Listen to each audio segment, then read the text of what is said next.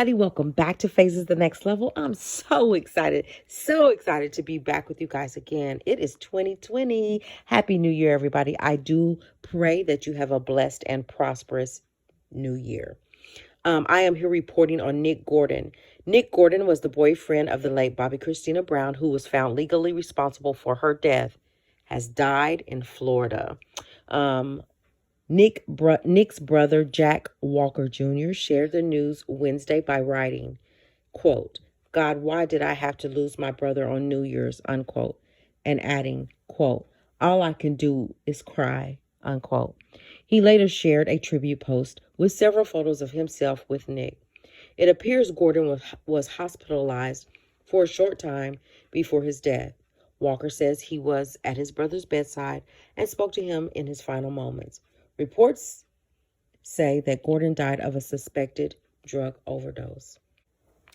As you all recall, Gordon and a friend found Whitney Houston and Bobbi Brown's daughter face down in a bathtub on January the 31st, 2015, and she was placed in an induced coma. Brown suffered irreversible brain damage and remained unresponsive and passed away in hospice care on July the 26th, 2015. Bobbi Kristina's family sued Gordon for wrongful death, and he was found responsible for her death in September 2016 when he no-showed in court. He was ordered to pay her estate $36 million. Of course, he was also under criminal investigation for her death when he was accused of domestic violence with his new girlfriend, but the case was later dropped. Allegedly, Gordon had moved to Orlando just a few months ago.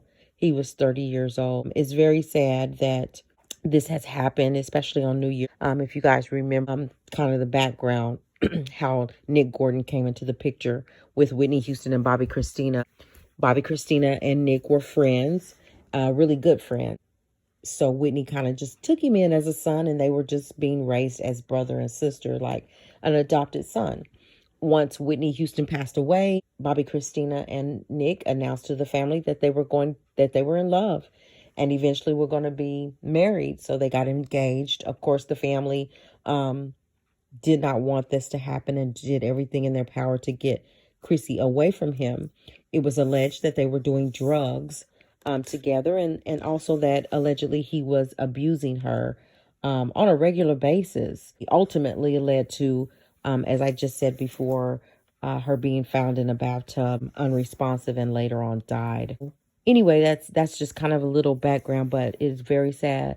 No matter what the situation is, it is very sad for a 30-year-old to succumb to death. It's happening more often than not these days. I was just listening to something the other day about prescription drugs, where these children think just because the doctors prescribed these pills that it's okay to take them, and so they're abusing the prescription and they're just taking way more than they should.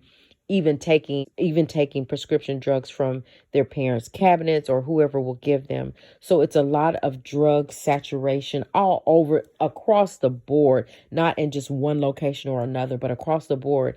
And the death toll seems to be younger and younger. We have to do our part. It starts at home to teach our children about drugs and its effect on their lives, and how in just a matter of a moment they could be dead. He passed away today, so I got wind of it and wanted to come and share it with you guys. And as the story unfolds and as we know more about it, I will definitely come back with more information. So you guys send up a prayer for Nick Gordon's family, that they can get through this horrible loss of their family member.